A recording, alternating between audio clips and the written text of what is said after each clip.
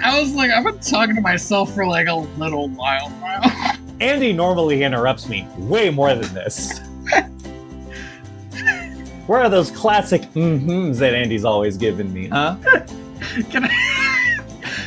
I feel like a lot of what I do when I edit the podcast is erase our mm-hms because I don't think it sounds that great on a podcast, but I need it in conversation. Right. It's integral to know that someone else is there. Welcome to Direct to Video. VHS? A podcast where we pair movies like fine wine. Andy, I'm going to say something controversial. Really? Yeah. I think this might be the worst movie I have watched for this podcast. It is really bad. From beginning to end, everything that this movie tried to tell me was met with a resounding why? For what purpose? The character assassination of multiple great characters to turn them into the garbage side characters in this movie is frankly sad. Bartok the Magnificent was not nearly as bad as this.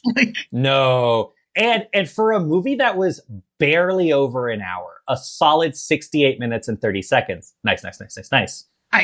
Can I tell you something about this?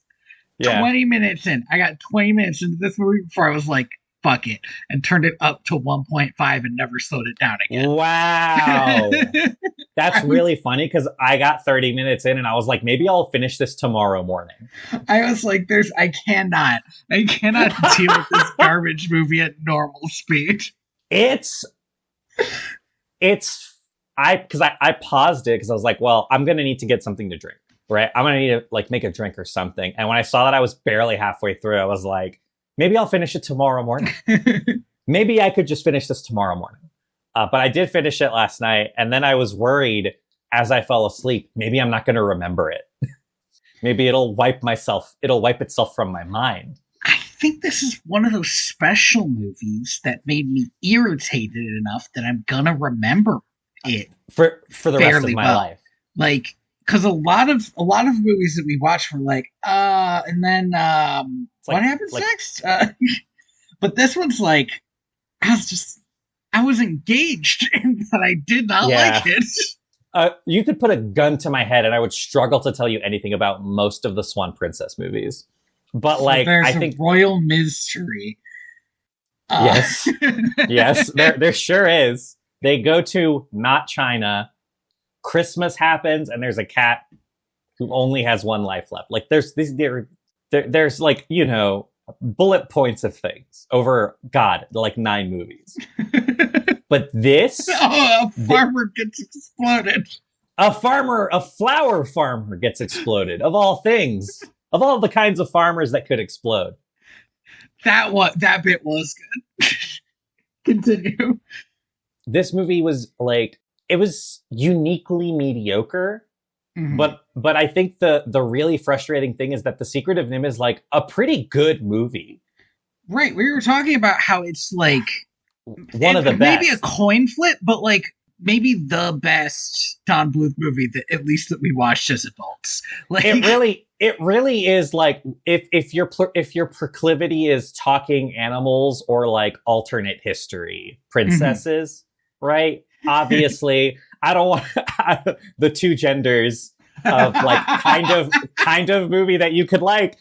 But like every choice that this movie made the original movie worse or directly contradicted it in a way that was fucking infuriating. They kept on saying this one contradiction over and over and over again. And what was that? What was that? Because it happens at the beginning, I believe, of the movie. It's the third thing in my notes. Let me tell you the first 2 notes. Number 1, still loving that lion. This will be my only positive note for this movie. I miss this MGM lion. I really do. It's a good lion. They never should have stopped. The second note was, is this recap going to matter? And the answer to that was kind of, but really no. So the thing about the recap is that because they this keep movie, on, what's so weird is they keep on saying all this plot stuff anyway, so you don't need a recap. Sorry, continue. Correct. But I do think a big part of it is like, oh yeah, we released this sequel like 15 years later. Way too much. Nobody wanted this. Like, nobody wanted for it. There was no dumb kid who just watched the original that wanted to watch a sequel. Like, I don't know who it's even for. I think this might be another tax fraud movie. Like, 110%. Another reason. This movie we can't talk about it now, but this movie looks terrible. The recap is original 1980s Don Bluth animation. Yes, this is how they trick you. And then you zoom out into this like disgusting fucking like Jumpstart looking ass computer animation. It does look like Jumpstart. It looks like Jumpstart preschool. And then you're like, there's no way the movie's gonna look like this for the whole time. And you're right. It looks worse as the movie goes on. But they put their best animation in front. Uh-huh. I want to mention that it was in the recap that I have this note. Yes, Nicodemus never said this. He never said this. How dare you? The plot of the movie hinges on something that does not happen in the original movie. Mm-hmm. But everybody keeps saying that it did. Like they're trying to trick me, a grown-ass adult.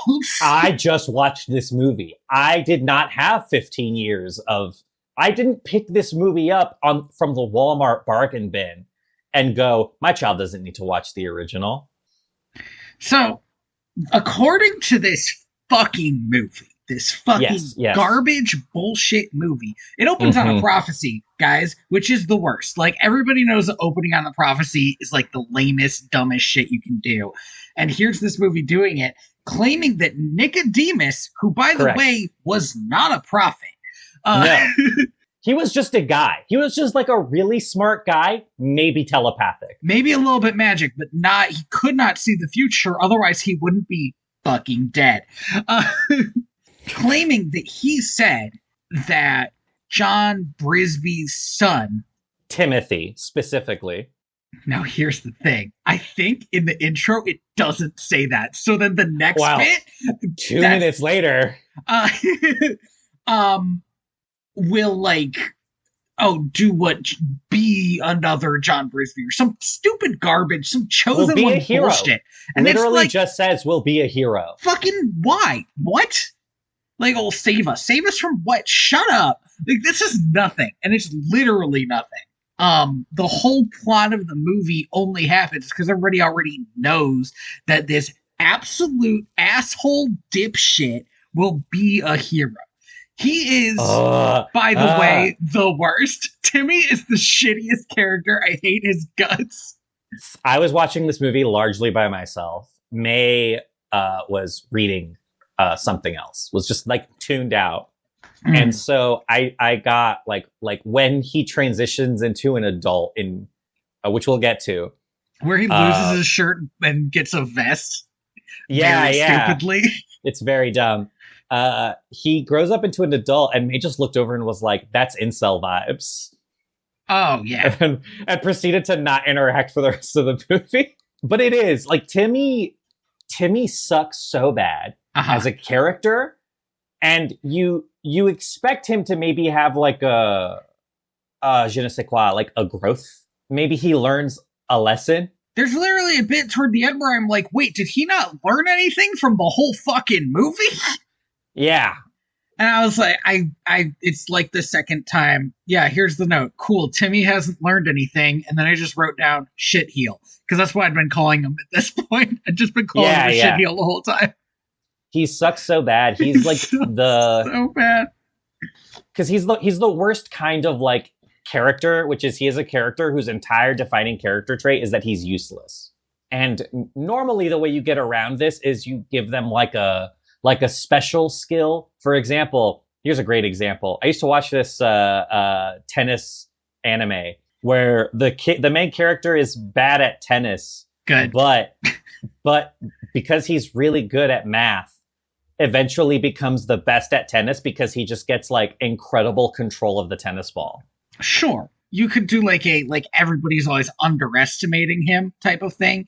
But everybody keeps deciding to trust him with shit, and he keeps fucking it up, not even in like a charming way. Just by like being an absolute asshole. By just being like, I thought I was supposed to be a hero. Let me do hero things. Yeah. And then he fucks it up and he's like, I guess I'll never be a hero.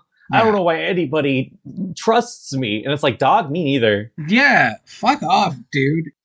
We start the movie with the recap. We then jump into this like early 2000s adventure game where Timmy and his brother, Marcus, gun to my head, maybe. Marcus, the Sean Astin character in the first, or no, the Will Wheaton character. Martin. Yeah. The Will Wheaton character in the first movie. Mm-hmm. No way they got Will Wheaton for this. No, 110% no way. Hold on. Well, now I have to check. Oh, wow. They got Ralph Macchio to be Timmy from Karate Kid. That sounds like he's real down on his luck. Well, I mean, yeah, right. They're rabbit sledding, I guess, racing.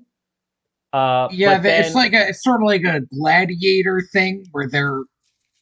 Yeah. It's a real where the rabbits are pulling them and they're on like Ben-Hur. I want to say like shells. Yeah, like walnuts. It's fine. Martin absolutely like destroys Timmy. Then Timmy tries to cheat by taking a shortcut. I want to mention real quick, the animation where he's running to do the shortcut is awful. I know it's all awful, but I was like, I can't even see the shortcut he's supposed to be taking. I don't know why we're doing it like this. They do this thing in this movie where they'll have characters running towards or away from the camera, but they don't change size. And so it just kind of feels like they're running really slowly to the left of the screen sometimes. And I'm like, where are you going? Also, the lip syncing in this is terrible. Like, I thought it was, but again, at one point I had sped it up, so I wasn't sure anymore. I was like, is this my fault?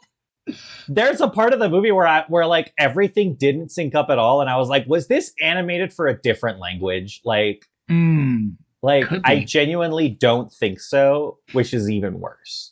Like at first, I was like, maybe this was done by like a Japanese animation studio or something. No, this was done by like an American studio, which is terrible. So Timmy gets captured by this incredibly elaborate trap that he somehow does not see. Yeah, he just runs right into it because he's a fucking idiot. And then Martin gets him out. Because, and this movie will really, really not do the thing that it wants to do, which is prove that Timmy is the hero and Martin kind of needed to learn what a hero is, because Martin actually keeps being heroic. Martin saves Timmy, and to be fair, then proceeds to dunk on him so hard. He's his big brother. He absolutely should. He's like, you're the runt of the litter. You're useless. You can't even avoid a trap. You can't even win a race. Why the fuck does everybody think you're special? Just because some dumb old rat said so. And Timmy gets really sad about it. And then Martin's like, hey, sorry. I'm just mad. Let me teach you how to use a slingshot. But cool. That's the coolest big brother maneuver. I never gave my little brother a slingshot. And that's, I feel like that was a lost opportunity. I should have done that. If my little brother had a slingshot, somebody would lose. And I. Oh, 110%. But that's not on me. Using it badly. Maybe me, because he shoots it at me. Maybe one of our parents. It would be bad. Listen, you're right. But think of the bonus points, right? You would have gotten. My relationship with my little brother is great, but it would have been so much better had I given him a slingshot. One time my dad's boss gave my little brother a whip. What? Why? That was confiscated fairly quickly. What? For under what circumstances? That's not crazy. Entirely sure. Like, my dad rides a horse and nobody in his life has ever given me a fucking whip. That's crazy. All right. Damn. Hey, it absolutely was crazy. Did he hit somebody with it? Is that why it got confiscated? Andy, yes. Okay. Like, absolutely. I believe there was a bright, beautiful moment where my parents were like, you can play with that if you don't swing it at anybody. Yeah. And that lasted about 15 seconds. I would have, my go-to, because I had seen Indiana Jones as a kid, is I would have set up a bunch of cans outside. Oh, that would have been cool, actually. Right? Here's the thing is like, you can't tell kids how not to play with toys. You gotta give them really strict barriers on how they can play with it. This is how you should tell all kids to play with anything if you don't want them playing a certain way. Yeah. So speaking of parents. Yeah. And going back a little bit, speaking of character assassination. Yes. I do not respect this Mrs. Brisby redesign. Yeah. They turned her into an old lady. It has been possibly 3 years. Like, max. That's the thing, right? Is they're still kids. They're still kids. She's an old lady. All this is doing is trying to communicate to me, the viewer, that Mrs. Brisby, hero of the last film, is no longer a hero anymore. And that fucking sucks. And she acts so beholden to Nicodemus, a guy she knew, for all of 3 minutes. And okay, so Martin is pissed about this whole, like, Timmy's the chosen one thing, right? Because you absolutely will understandable. It is actually the one reasonable human emotion in this movie. And he's like, why is Timmy going off to join the rats? It should be me. Why is it him? And she says it isn't our decision. And I was like, this was the woman who her whole reason for adventure was saving her sick son. And she thinks that sending him away forever isn't her decision? She's packaging this kid into a fucking cannon and being like, what am I supposed to do about it? It's not like it's my fucking kid. And then also, Auntie Mole is there, and she's like, don't you dare speak about Nicodemus that way, bitch. She didn't know him. In the last movie, she's like, I fucking hate the rats of NIMH. Yes. Nicodemus is a charlatan and I'll kick his ass. Right. And now she's like, I love him. How dare this movie ruin these characters? Auntie Mole wasn't even a particularly good character, but they can't let her be Auntie Mole anymore. It made me very just kind of miserable. Yeah. Also, again, I cannot stress that everybody just looks terrible. Mm-hmm. They just throw Timmy onto the back of Jeremy the Crow. I believe the only reoccurring voice actor from the original movie. Yeah, and then they fly off to I can't remember what they call it. Thorn Valley. Thorn Valley. Where the rats are frankly living a little bit too large for being secret. So they have like you can see the farms from overhead because they have human-sized farms. Yeah. And then they have this perfect little Epcot Center futuristic city around like a tree. This seems like a good time to say that there are songs in this movie. Oh, right. They all suck. Yes. Not only does like the music suck and the story of the song suck, but the sound design of the songs is bad. When the lyrics will come in and the volume of each individual lyric is borderline random. Yeah, it doesn't feel mixed at all. It's so odd. There are moments when like the music doesn't like fade in so much as it like stumbles onto the scene. Also, I don't think any one of these voice actors can sing. Nah. Absolutely not. They did not get singers to do it, for sure. No. Like, I feel so bad for all of these kids that they got to do the Timmy songs. Yeah. Because they sound terrible. They sound so bad. Like, it made me kind of be like, damn, the Land Before Time people really knew how to cast a kid that could sing. It is offensive that this movie can make you be like, you know where there were good songs? It's The Land Before Time. And like... At the very least, they were memorable. Yeah, I mean, some of those songs actually were good, to be a little bit nicer. Yeah.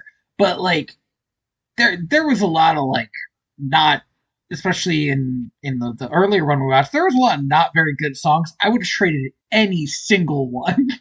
Yeah, for just any amount of like energy or pep.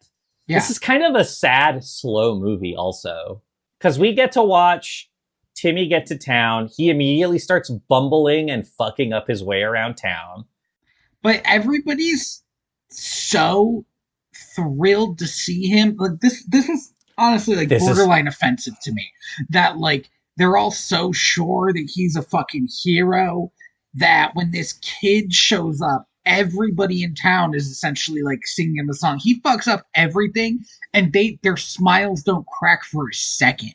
And it's like weird. It's like weird vibes in this town, man. You don't want to live here. Also, aesthetically, I just want to mention that, like, and I don't want to go too much into the aesthetics of this movie, but this was when it was most jarring to me, I think. Remember the Rats of Man in the last movie, and how it was like they were Camelot, and they were like a big city in this world that didn't know what a big city was? Yeah. They're not like that anymore. This is like Pocahontas 2 now. Yeah, they very much lost the visual, like, medieval kind of design. Yeah. They also have, like, kooky little inventions and stuff, which is fine. Like, they had kooky little inventions, but, like, in the last movie, it felt like purposeful, right? Like, it was more grounded, like, this is the kind of invention you come up with when all you have to work with is stuff that humans have discarded. Correct. And here it's like, I don't know, here it feels more like Tinkerbell shit. It does actually. They have like 3 kinds of flying machines, which is too many. You only need one kind. Particularly because they also have birds that they will fly around on. So like, what are we doing? Oh, that's true. So we meet Justin, voiced by the impeccable William H. Macy, wasted on this movie. Everyone is wasted on this movie. There is nobody who comes out of this movie clean. Yeah, that's true. He meets Timmy. Oh, and so does the little guy, Mr. Aegis. Okay, I thought it was Aegis, but now it sounds like Ages, and I don't know which one is correct, and I don't care to look it up. It just vaguely annoyed me. I think the first movie is correct. I think the second movie is wrong. I believe that 100%. Like, right. That's my stance on it. Because I just don't know. It's so weird how willy-nilly this movie treats the source material. Yeah. Because like Justin shows up and he doesn't look a fucking inch older. They made Mrs. Brisby look like she had like fucking like a World War II widow, like coming out of the fucking like bombings of London, and this motherfucker looks the same. He looks exactly the same. If they could, they would have cropped him out of the old movie and just put him in this one. He looks fully exactly the same. So does Aegis. Like, everybody looks the same except Mrs. Brisby, and it pisses me off. Justin, not Jonathan. Justin then proceeds to show Timmy the wildest thing I've ever seen in my life, which is a larger-than-life statue of his dad in the center of town. Right. He does, yeah. You know, it's got a big old plaque, just says Jonathan Brisby, and he's like, without your dad, none of this would be possible, and you're gonna be just like him one day. Okay, so this two things. One, Mm-hmm. this is a good example of like the over the top stupidity that this movie goes to portray the much more grounded and normal stuff from the last movie. Like how Jonathan Brisby was a hero. How is he a hero? Well, he ended up having to sacrifice himself to save his friends. And that's Yeah. awful. And this one, it's like, he's a hero. We made a big statue of him. And that's how you know. And yeah, and here's the other thing. Part of the plot of this movie wants to be that Timmy feels unworthy Mm-hmm. of his father and this legacy. But the problem is that almost as soon as that idea is introduced, it is completely forgotten. And by that I mean there's a song that he starts to sing about it that literally becomes about something else. Like a minute into the song, he forgets what the song's about. Every song does this. Every song in this movie, like, you're like, oh, that's the theme. Oh wait, I guess that's the theme? Yeah. That's the theme. These songs were written very stream of consciousness. And I cannot stress enough. Timmy is right. He is not worthy. He is never gonna be like his dad. The upsetting thing to me is that knowing that you can't live up to a legacy is not a bad start to a story. No, it's not. But like, And like they just can't do it. They're so bad at it.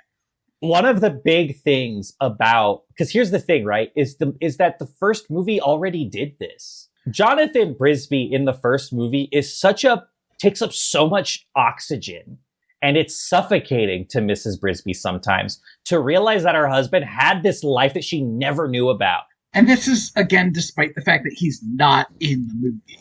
That movie is honestly, after watching this one, that movie has become more beautiful to me for being able to tell that story.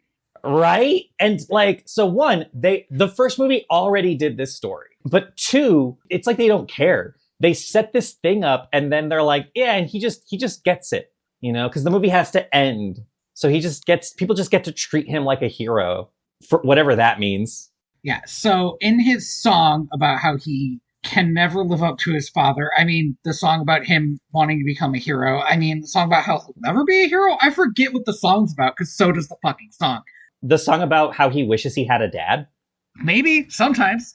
Sometimes. Yeah, you're right, that's part of it. He grows up and changes out his dumb shirt for a dumb vest and honestly looks worse for the rest of the movie.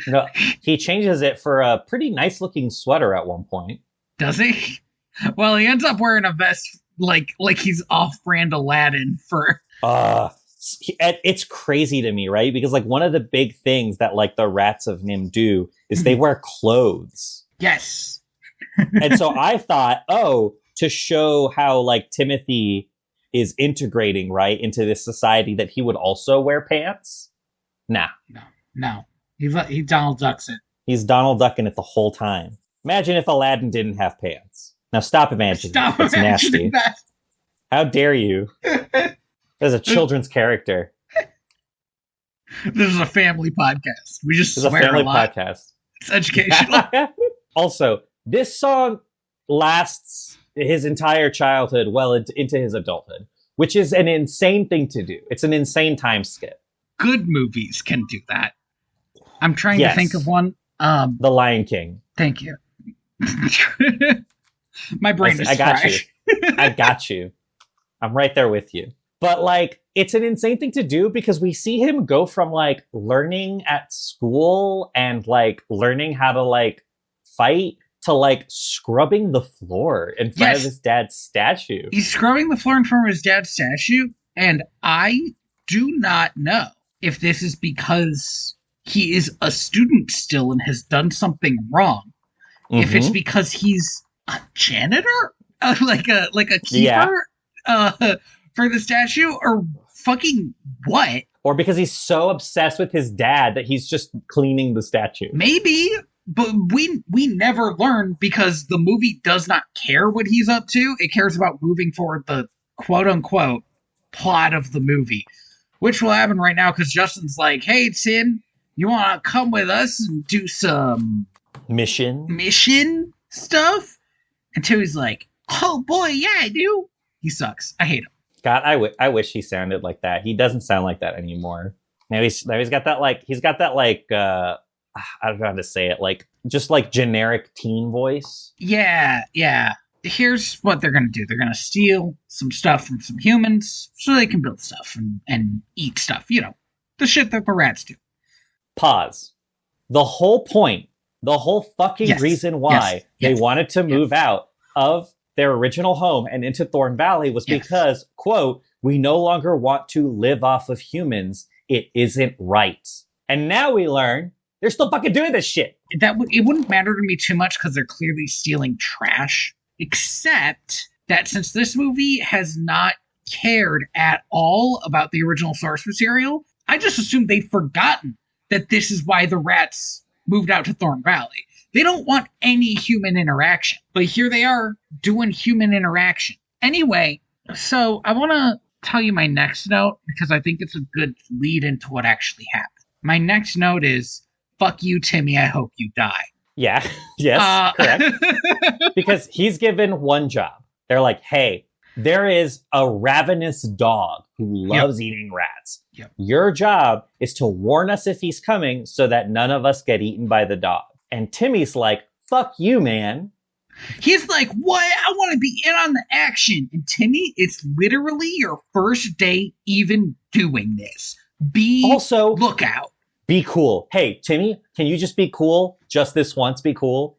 Can you just be cool? Just this once? He absolutely Just this once, be cool.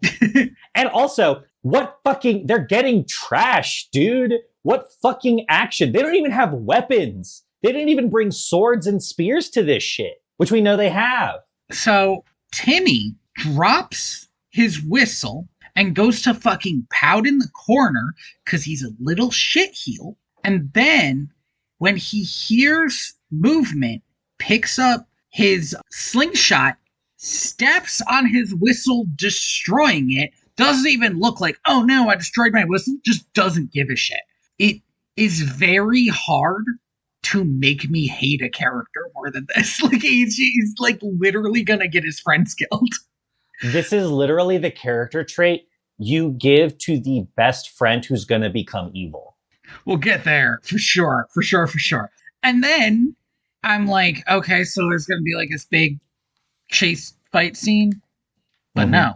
I mean, yes, obviously. But no, then he meets a love interest. Coincidentally, this is the exact moment I decided to start making the video go faster. This movie, when it is not being actively offensive to its source material, is paint by numbers in the crudest way. This is almost exactly what you might imagine this movie to be when you hear about it. Oh, Timmy to the rescue. Well, I guess there's a young kid and he wants to be a hero and he meets a girl and like, yes, all of that. Will any of it feel new or fun or original? Absolutely not. No. We meet, oh God. Oh, Jesus Christ. I have no idea. Jenny McBride. And she shows up and she's like, we got to get out of here. I'm a city rat. And then the hijinks ensue. It's all Timmy's fault. It's all Timmy's fault. The thing that they learn is that the McBride girl can read, which is weird. And it turns out that she can read because she is also from NIMH. She is the child of the rats that originally were the mice that were originally thought to have died. Because all the mice died except for Mr. Brisby and Mr. Aegis. But now they're like, oh, those mice are alive. She's like, yeah, my parents sent me to get help because something horrible is going to happen at the full moon. Something. Who knows what it is? Yeah. It could be anything. Yeah. Let me mention something really quick. Because this ticking clock means nothing. Because as it turns out, by the end of the movie, there is no reason for the full moon to be the reason when stuff pops off. Mm-hmm. Particularly because the twists means that originally the full moon thing must have meant something else. Because there's a twist to this movie, which genuinely was the one bit of the movie where I was like, I'm upset that this twist is actually almost a good idea. It is like 50 to 60% of a decent idea. It's a D, which is a failing grade. Well, it was the first bit where I was like, is this movie trying something? And then it didn't have anywhere to go with it, mostly because none of the characters have any chemistry with each other, if that makes sense. Like, they interact with each other on the most vanilla way, so nothing happens. Well, it also doesn't help that, and this doesn't sound like it's a problem, but once we reveal the twist, you'll know it's a problem, which is that the villain is voiced by Eric Idle. And I know that sounds like it's not a problem, but trust me, it is the biggest problem. The Rats of NIMH are like, oh shit, should we go save the 5? And then they're like, no. Okay. Sorry. I give a character assassination at this movie. If this was the Rats in the last movie, there would have been like a big vote in the council, and Justin would have come out like furious, like he's supposed to be the leader and he can't get them to do this. But instead they're all like, nope, can't do it. This seems like a really bad idea, actually. Also, we're going to kidnap you now, child, so you don't go try to do it. You'll just get us discovered. At one point, Mr. Aegis is like, well, sorry that you're our prisoner. Bye. It's like, all right. Whoever's playing Mr. Aegis is trying something. It's the same guy. Okay, he's like trying to put like a little bit of fucking oomph into Mr. Aegis. It's not working because he can't, because like I said, there's no chemistry in this movie. He has nothing to bounce off of. Yeah. And also, again, nothing for him to say, right? That matters. Nothing for him to say. But there's that bit where I was like, I see you, Mr. Aegis. Yeah. So Timmy and her and Jenny are stuck in the room, and she's like, well, I'm gonna go anyway. I always thought the Rats of NIMH were heroes, but I guess they're not heroes. And Okay. Timmy's like, well, I gotta go help you. Yeah, this is when I need to bring up something very important that made me hate Timmy, again, even more. Every layer of Timmy makes you hate him more. It's actually very impressive for character building. It's kind of awesome how incompetent the scripting of this movie is, that it does everything in its power to make Timmy suck and be the worst and also suck. It's sort of like, okay, this is such a weird pull.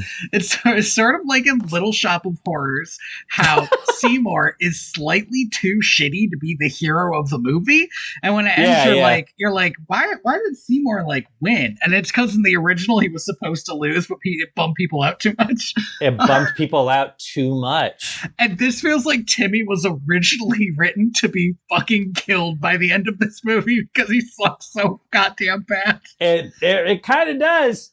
Yeah, so he's like, how did you even know about NIMH? Nobody should know about NIMH. And she says, oh, there was a mouse who would talk about the Rats in NIMH in the next cage over. And he was like, yeah, the valley's south by south by south. And Timmy's like, well, Martin used to say that. She was like, yeah, that was his name, Martin. And then he unfolds a letter from his mom that says that Martin disappeared. And not only that, but that she sent him that letter when he got to NIMH. So it's been years and years. He's only brought it up now. He's been a little shitheel all of his life. His brother is fucking gone. And not only did Timmy not help him, but some the fuck how Mrs. Brisby hasn't been out every day. She would have burned down the human city to get him back. I think she would have. Also, and this is a small thing, but actually it might kind of be a big thing. This movie full-ass forgets that there are 2 other Brisby kids, and it's because they're girls. Yeah, Tony. So they don't get to be. What are they? Hey, what are they supposed to do? Huh? Are they gonna cook their way out of this, Tony? Like women? Like women? What do you think they're gonna do? God, it sucks so bad. It's so terrible. Like, this is Brisby such a strong and like compelling character who acknowledges like multiple times throughout the movie her own fear and cowardice and overcomes it anyway. And Timmy just sucks. And also, on top of that, they don't let her save her own son. That's literally the whole point of the last movie. And she just sends him a letter like, yeah, I guess your brother's missing. Well, what can you do? So, Timmy sucks. They escape using one of the literally many, like 3 or 4 flying machines in this fucking world. It's helium balloons, which is fine. Like, whatever. Are them helium balloons? They immediately get attacked by a falcon. Pretty good. I don't know about you. At this point, I was absolutely rooting for the falcon. Every time something tries to kill Timmy, I'm like, yeah, get him.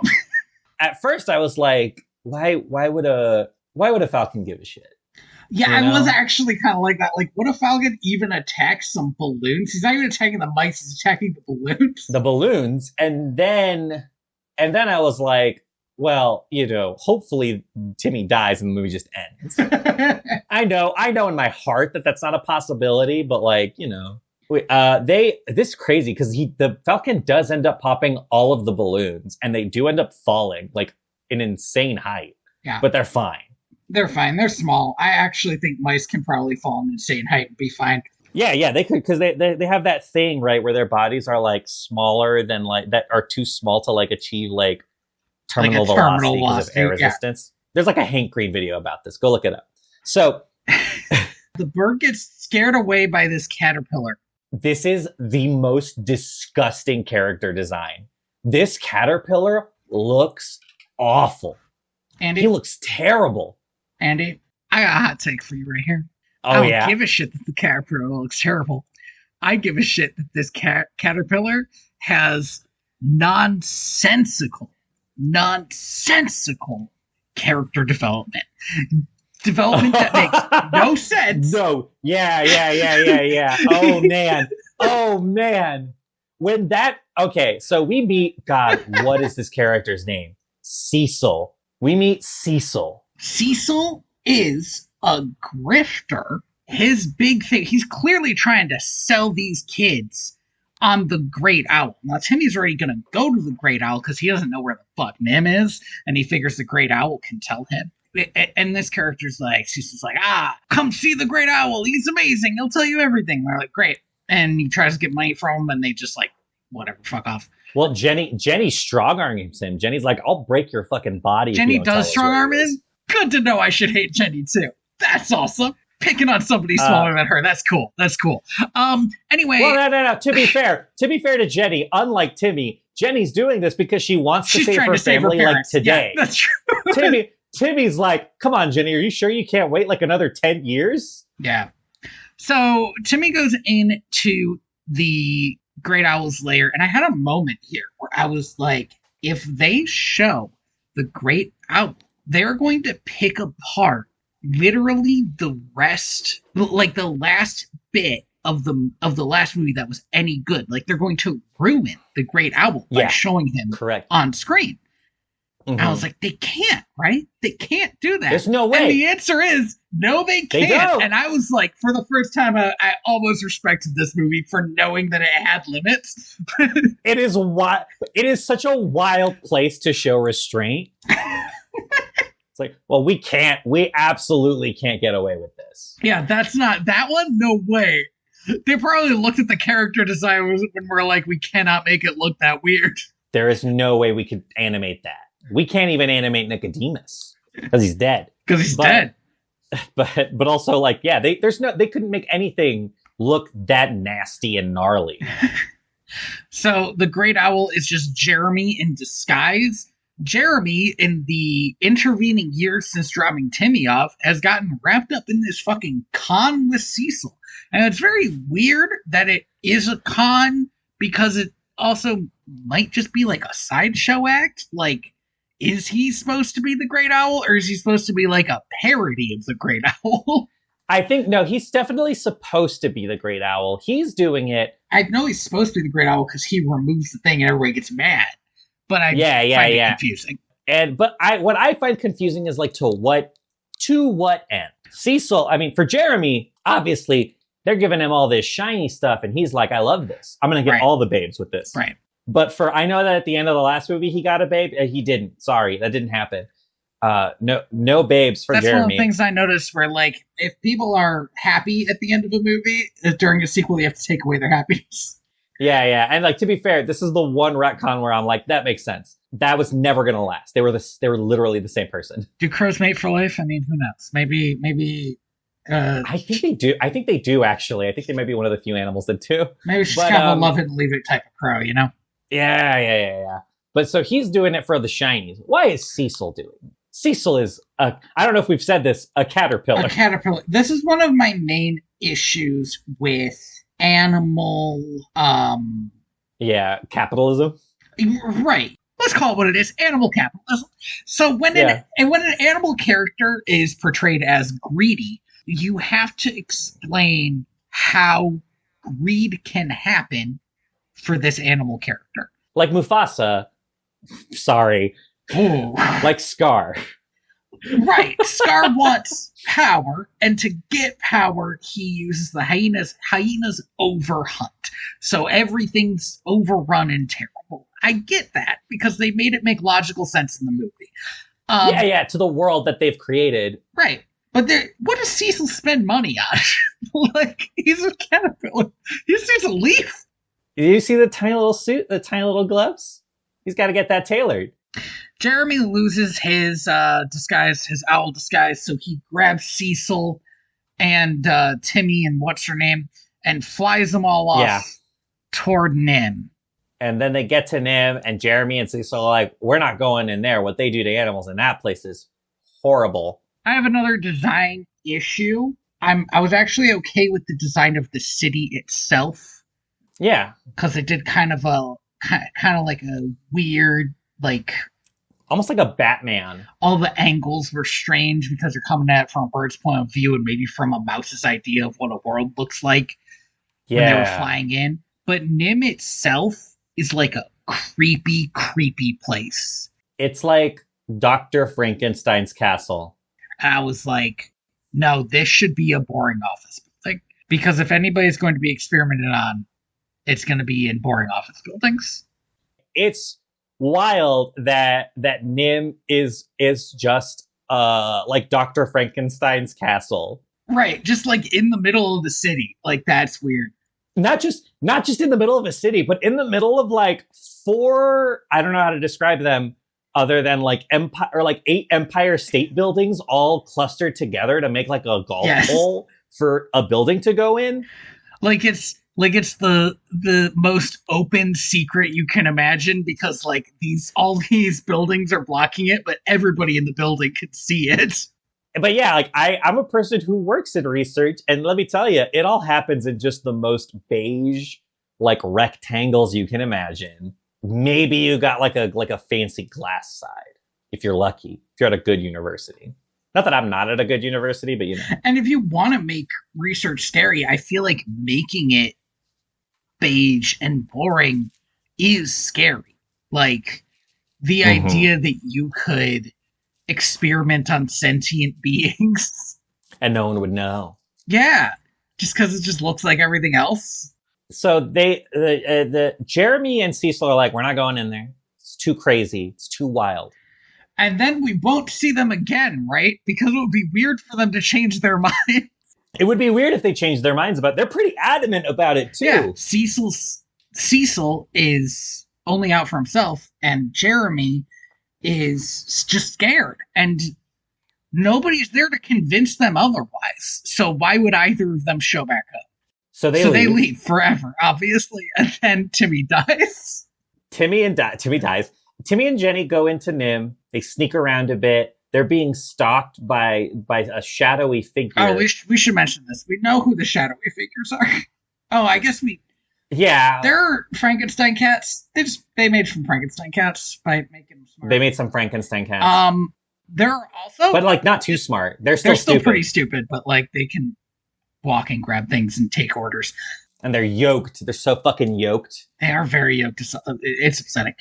Also weirdly upsetting. I was like, this is an odd choice.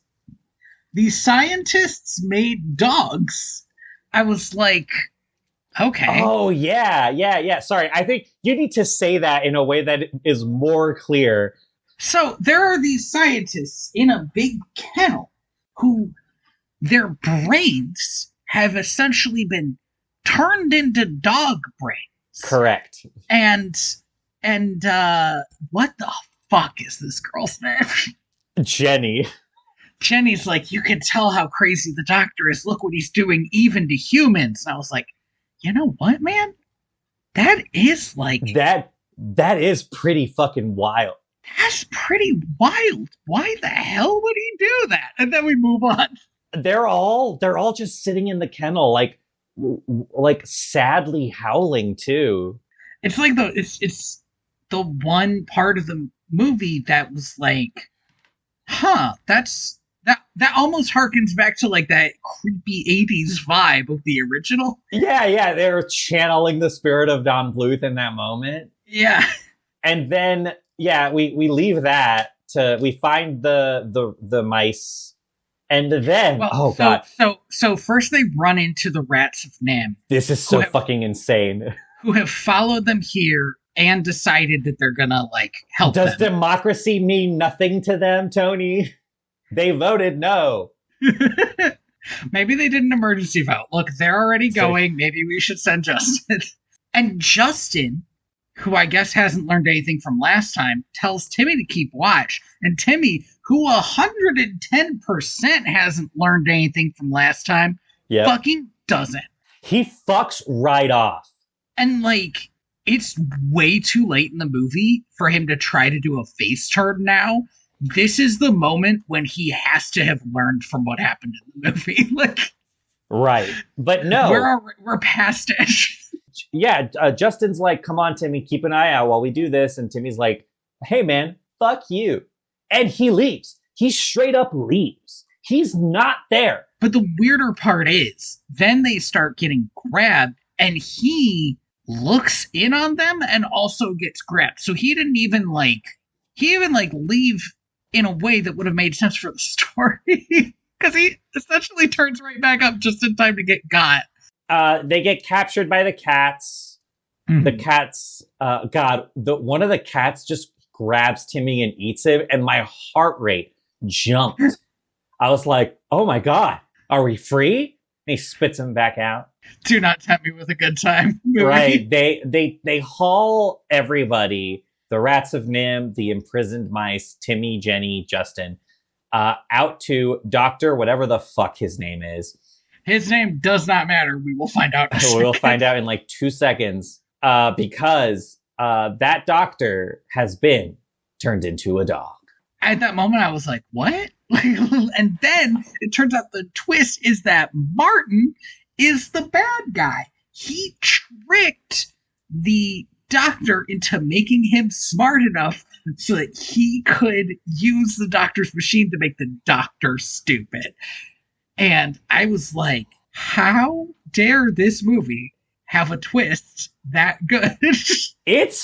It's almost, that's like some Looney Tunes back in action shit, right? It's like solid. It's genuinely really good, and it's wasted on this movie. It's absolutely wasted on this movie because the problem is that Martin and Timmy, neither of them act like they are actually brothers. Well, because Martin is insane. He's cuckoo for Cocoa Puffs in that cartoon way. But Timmy, his reaction to it is that like, oh, he's a hero now. Like, oh, I'll never join you. Instead of like, oh my God, Martin. What happened to you? My God. Oh my gosh. Like, are you okay? Can I help? What did they do to you? He's like, no, I'll never. And it's like, what the fuck are you talking about, Timmy? They're like in different movies. Again, because you have to, I don't know if you forgot, but I'm going to bring it up again. Martin, who is Timmy's brother, all-American Timmy's brother, is voiced by Eric Idle, which means Timmy's like, I'll never do it. I'll never join you. And then Martin's like, are you sure you don't want to join me, Timmy? We could be evil together.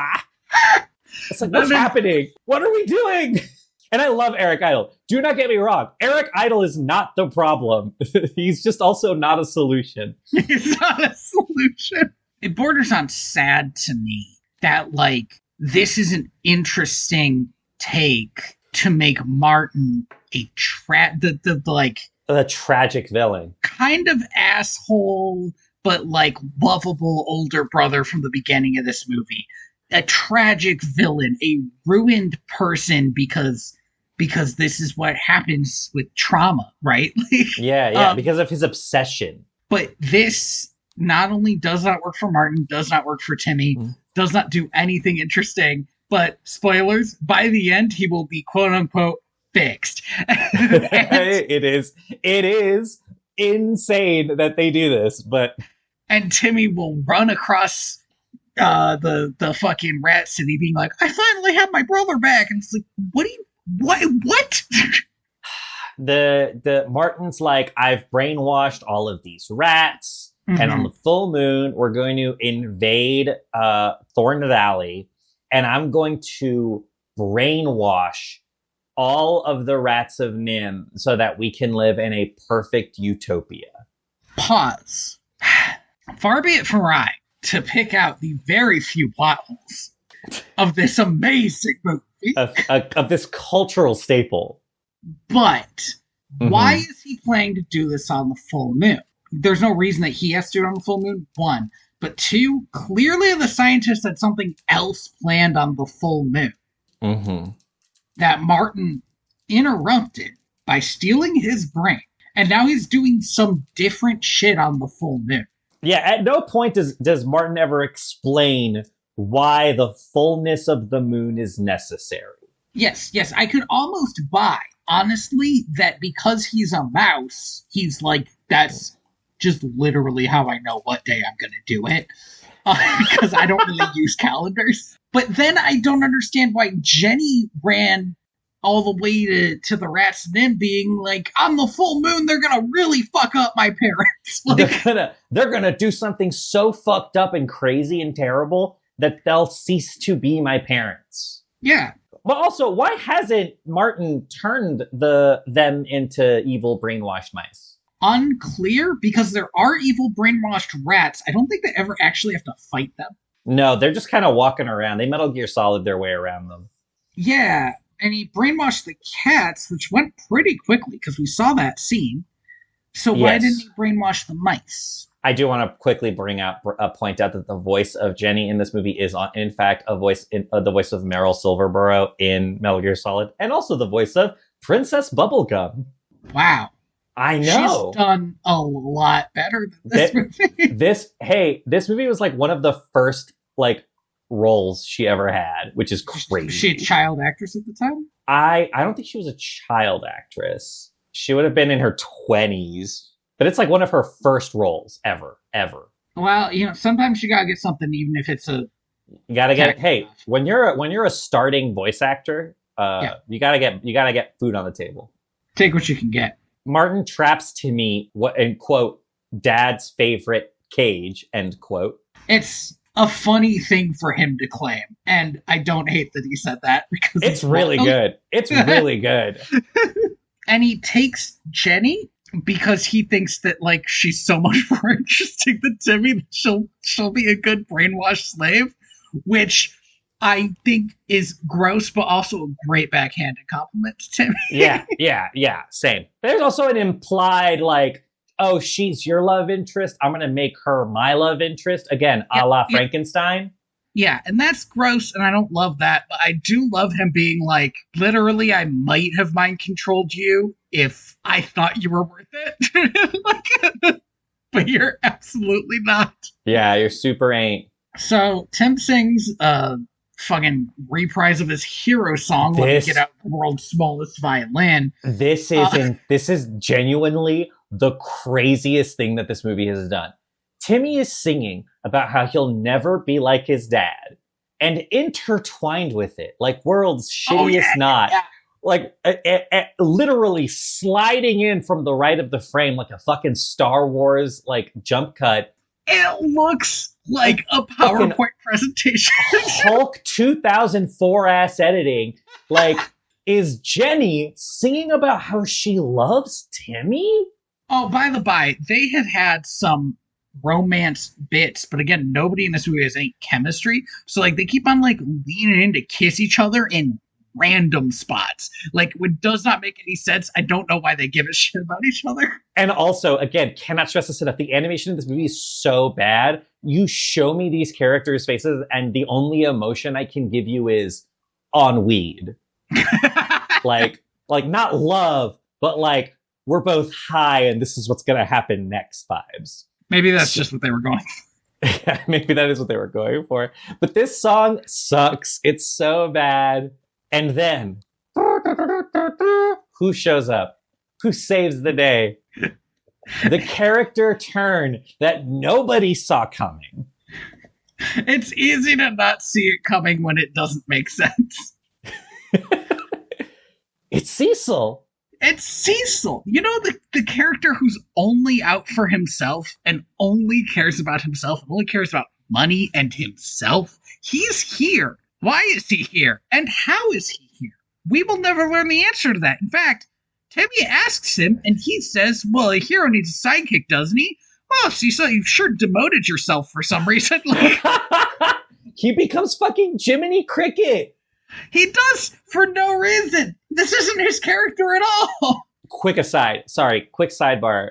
The idea of Jiminy Cricket being like a fucking like grifter who's out for himself and just being like, yeah, Pinocchio, I'm your conscience. That's awesome. I don't know what, but like I would have to genuinely sit down and write that for that to make sense, but I love it. What if you made a game where you played as Jiminy Cricket? Yeah. Trying to convince Pinocchio of something? I feel like you've taken the idea and put it further away from the realm of possibility. I absolutely did. I just thought it was a funny concept. That would be great. I would play it. I guess it's sort of like everyone is John, but you're playing as Jiminy Cricket on Pinocchio's shoulder. Yeah, it's a very Stanley Parable-esque idea. Yeah, okay. So, Cecil gets Timmy out because he can pick locks. Okay. No. That's not what happens. Timmy gets Timmy out because Cecil says some dumb thing about a key. Cecil's like, hey, man, sometimes people make mistakes. That's okay. It's not like you need to have the key to the city. Yeah, and he's like, oh my god, the key that Justin gave me in a very, very, very early cutscene that I've had on me this whole time, even though you can't see it. When I was a child. When I was a baby child and I first went to college. Maybe it's the same key. Why? It's not the same key. And he's like, right, but I can use it to pop open the hinges. Like, okay, I guess. And then later, by the way, it does turn out that Cecil could pick locks, so why did this scene even happen? Why does this scene even exist? So then Timmy goes to find those cats that are asleep so that he can murder them. And he does. Yeah, and I don't know why he did it. They were asleep. He wakes them up, he runs them into an elevator, and then he drops that elevator down a shaft. He also, unbeknownst to him, sets this building on fire. I thought that was the plan until later when I realized it wasn't. Yeah, I also was like, damn, I guess Timmy's also just going to burn this place to the ground. Good on him. No, he did not know that happened. Here's the thing, Andy. If you have to do like guerrilla tactics, and it's just you and a bug, you gotta create a distraction. Absolutely. And an electrical fire is a pretty good distraction. But apparently he didn't mean to do that. At least 2 times in this climax, I gave Timmy too much credit. It's so fucking funny because before he does this plan, Cecil's like, what are you doing, kid? And he's like, I'm doing something I've never done before. I'm thinking this through all the way. And then it's like, but you did it. You started a fire. You started a fire accidentally, you big dumb idiot. I genuinely don't remember how this resolves itself. Timmy, while Cecil is going to go free the rats, Timmy is going to go find Martin. Again, it really doesn't seem like they think things through. It seems like he's doing the emotional bit. Like, yeah. I want to do this. Whatever. But he finds Martin and Jenny. They fight. Somehow Timmy wins. Timmy then tricks the mind-controlled rats into going to the wrong place. So that's fine. That'll hopefully take care of itself in the long run. And takes Jenny and leaves Martin unconscious. And I was like, why did he just leave Martin there? Ice cold. And in the next scene, I wrote, did he leave Martin to die like Darth Vader at the end of episode 3? Yeah. And then my next note is, oh no, he's just an idiot. He just set a fire and left Martin behind. Yeah, he just didn't know he set the fire. But in that moment, I also was like, damn, that's cold. That's ice cold for your brother. But he eventually realizes there's a fire. Who raised you? Who raised you? Like the dad you never had? Nay, parent you never had because your mom doesn't matter? Yeah, your mom, what's she gonna do? Good for you. They don't even bring up, this is like a wild thing to complain about. They don't even bring up the like magic rock. Oh, do you remember that? I forgot about the magic rock. You remember there was a magic rock? I thought that's what Justin was going to give him. And then he gives him a fucking key. And I was like, all right, well, I guess there's no magic rock in this movie, which is fine. It was the weirdest part of the last movie. But like, I don't know. Justin had it. They made a big deal about Justin having it. Andy, this is very important though. Timmy would fucking not be able to use that magic rock. That's true. Be like fear apart. That's true. You have to be not the biggest asshole in the world to use that magic rock. Timmy goes back to save Martin. The cats that he killed turns out not to be dead, so he kills them in the exact same manner again.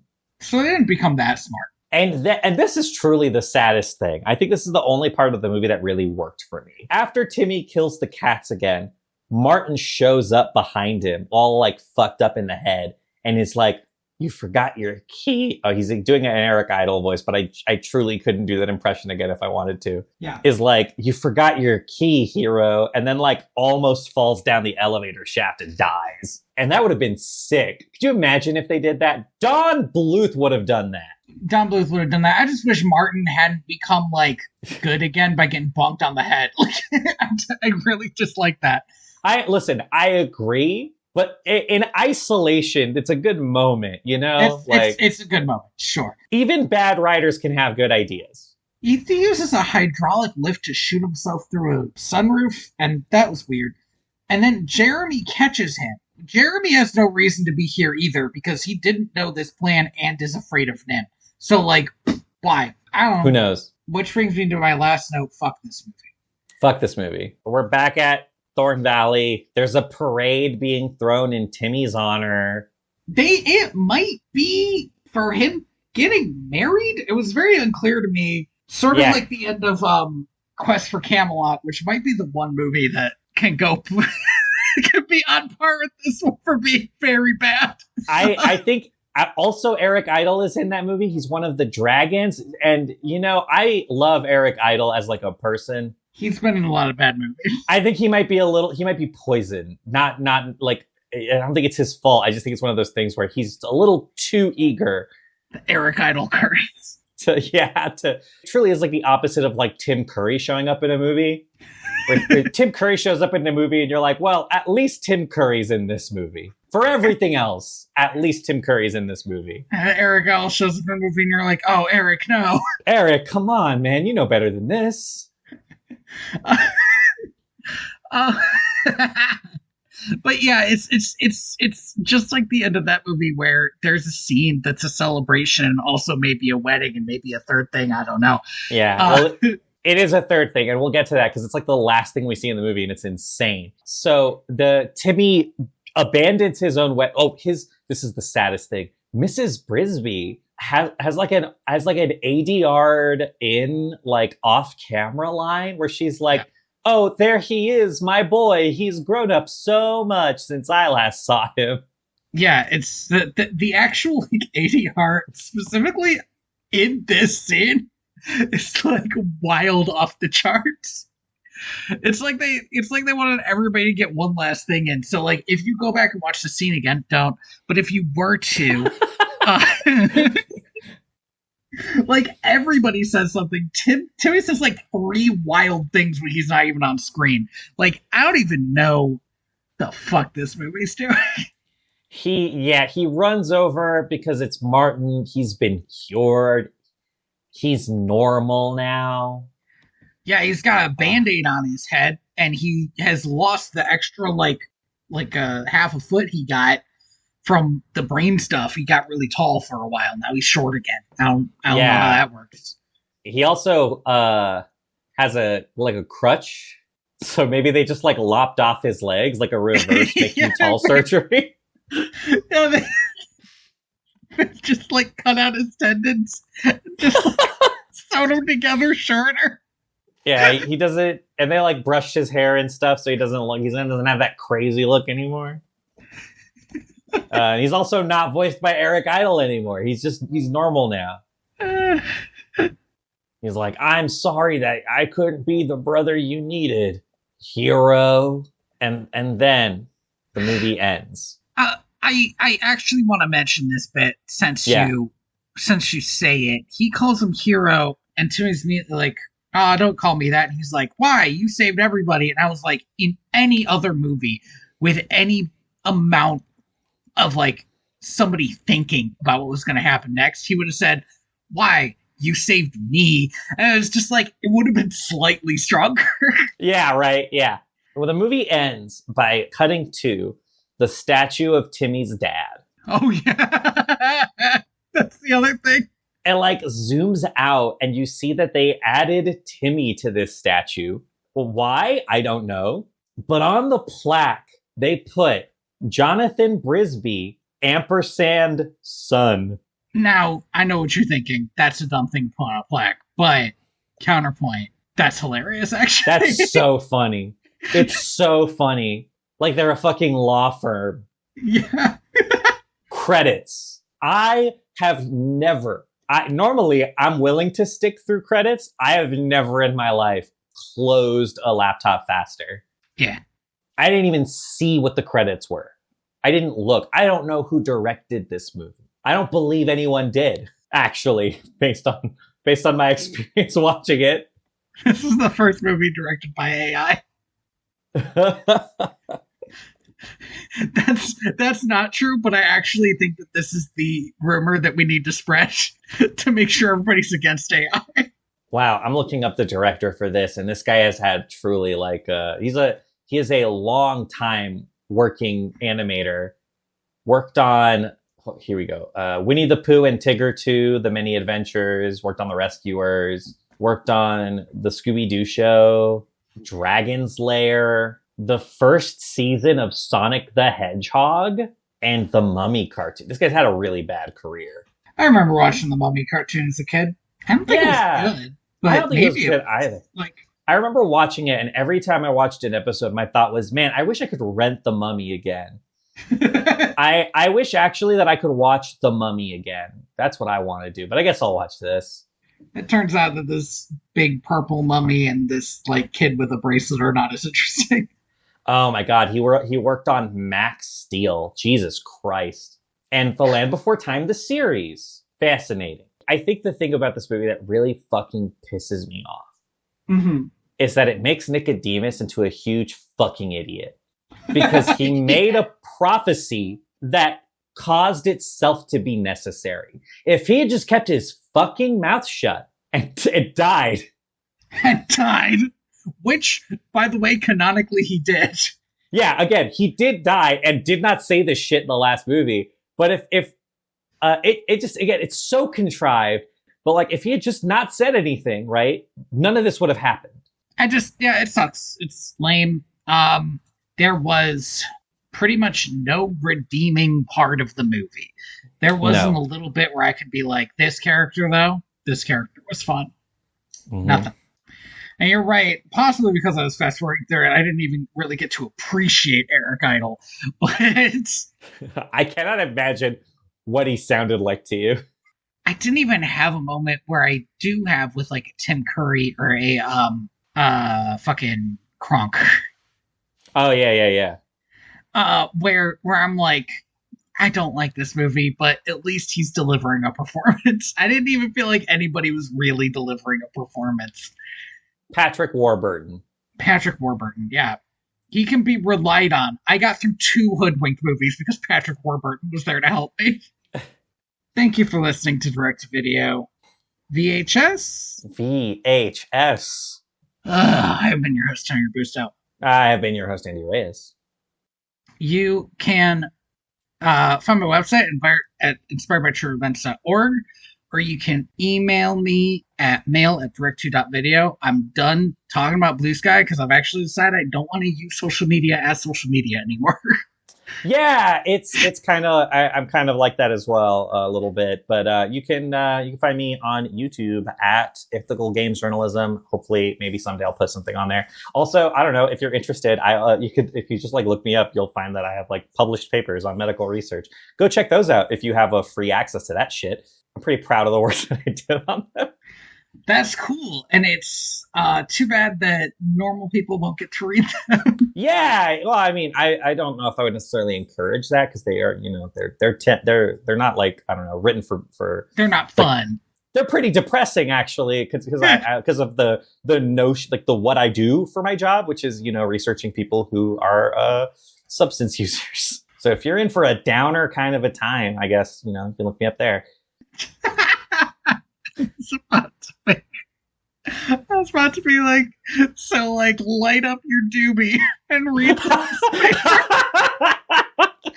I don't know why that's what popped into my mind. I guess I said it now. It's good. You should have. This is the one where I get canceled. Wow, this one. This Are one. you sure? Yeah, but it's actually about saying that I wish Timmy was gonna die because it turns out everybody loves Timmy. No, there's no human being on the planet that would ever think that. Even looking at the cover, you're like, fuck this kid. The music that should be playing just about now is Homeward by Scott Buckley. And what are we doing next time? In the year of animal movies. Oh my god. Oh yeah. Oh great. This is good. Next time we will be watching. Wow, this is truly a run of movies. This Whiplash is gonna be friggin' brutal, man. Water shit down. Awesome. I'm so excited to watch the movie that I assume kicked off all depressing movies of the 80s. Yeah, I think so. You can't prove that it's not true. It's 1978. They made a depressing movie about rabbits. I want to see it. Like, I'm very curious about it after I read the book. I have not. I only know about it through like cultural osmosis. I've never watched it. People talk about it being like miserable, but I just don't think it was supposed to be for kids. Like, yes, it was during that era of like animation for adults, kind of. Mm-hmm. Like the Lord of the Rings. Guy. Yeah, Ralph Bakshi. No, no, not like that. But I looked at the cover of that thing as a kid once, and I was like, I don't fucking want to watch that. That looks awful. The cover of it was just so horrifying and scary to me. Cool. Strong. It's got good ratings on Rotten Tomatoes. I think it's gonna be a good one. People love it. I'm excited for this one after this. Same. Like I said, the Whiplash is gonna be crazy after this garbage pile of a movie. Yeah. I'm the Gus Johnson. Have you ever wanted to see a movie where a boy learns no lessons? What happened to that actor? Where did it go? Him. He's gone.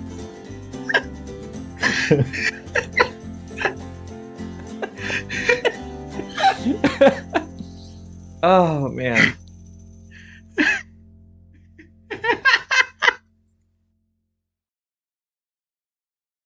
It's good shit. Anyway. Yeah, watch The Tick. Don't watch this fucking shit. God, Jesus Christ. I know you're going to probably cut all of that out. I'm going to cut all of that out. Some of it might make it into the end roll. I don't know. We talked about The Tick for a little too long. But the Patrick Warburton, old man happy face, that might make it in.